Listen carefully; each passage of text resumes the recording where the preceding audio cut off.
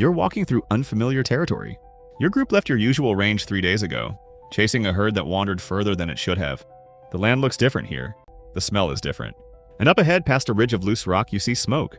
Not your smoke, someone else's. Your heart rate spikes before your brain even catches up. Because in that moment, 50,000 years ago, that smoke could mean one of maybe 4 things. And only one of them ends well for you. Today, meeting a stranger is nothing. You pass hundreds of people a day and never think twice. You board a plane sitting inches from someone you've never met. And the biggest risk is a bad conversation.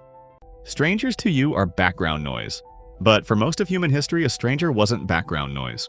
A stranger was the single most dangerous variable a person could encounter. And what happened when 2 unrelated groups of humans crossed paths says more about how we survived as a species than almost anything else in the archaeological record. So let's go back to that ridge and that smoke. The first thing your ancestors had to figure out instantly was who these people were, not their names, their category. Because ancient humans didn't think in individuals the way you do. They thought in groups, kin or not kin, known or unknown, safe or threat. And with no shared language, no shared customs, and no way to check anyone's intentions in advance, that decision had to be made almost on sight, using nothing but posture, distance, and how many of them there were compared to how many of you there were. Get that decision wrong and it could cost you everything.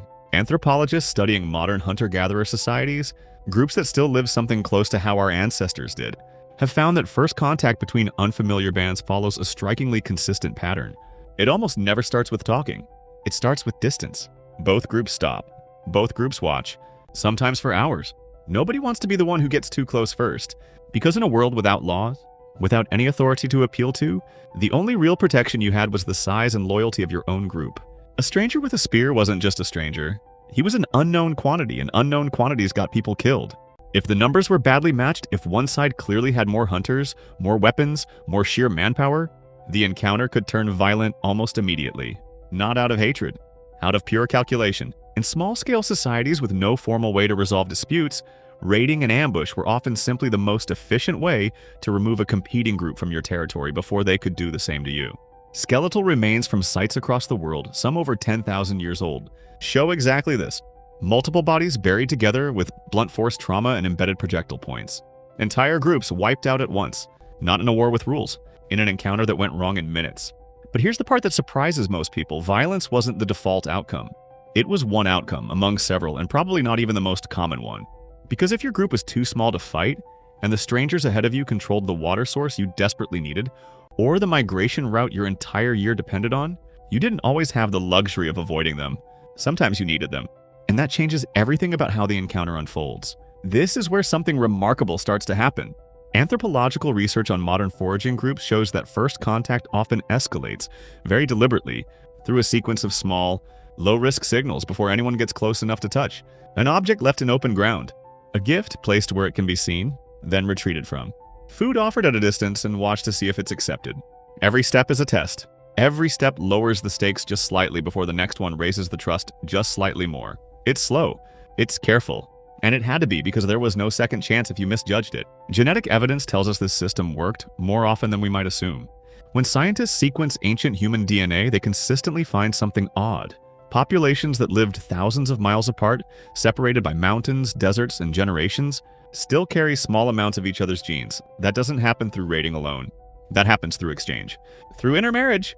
Through groups that met as strangers and at some point decided the safer long-term bet was cooperation, not conflict. Some researchers even argue this is one of the underrated reasons our species outlasted every other human species on Earth. Homo sapiens groups, more than any other hominin we know of, seem to have maintained wide social networks stretching far beyond their immediate band. Trade of tools and materials has been found moving hundreds of miles from their source.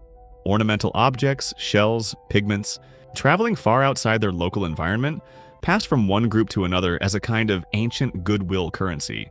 In a bad year, when your territory failed you, having a distant ally who owed you a favor could be the difference between starving and surviving.